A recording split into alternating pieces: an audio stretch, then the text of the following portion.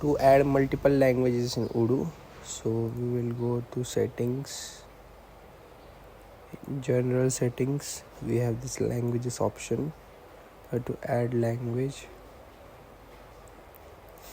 search for like anything you want. There are multiple languages, like we will add Hindi.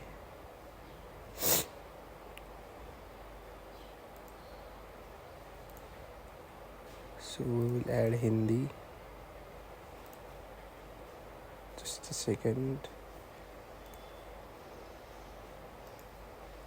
So I have selected Hindi, we will add it.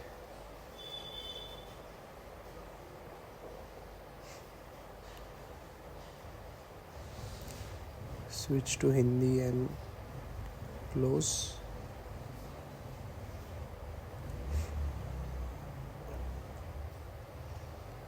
So we are now we have additional language known in Hindi, so we can manage that language. We can say this.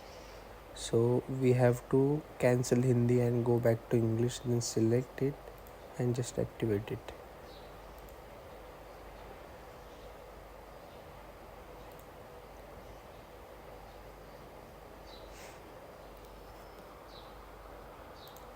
This is how we can manage languages in Odoo.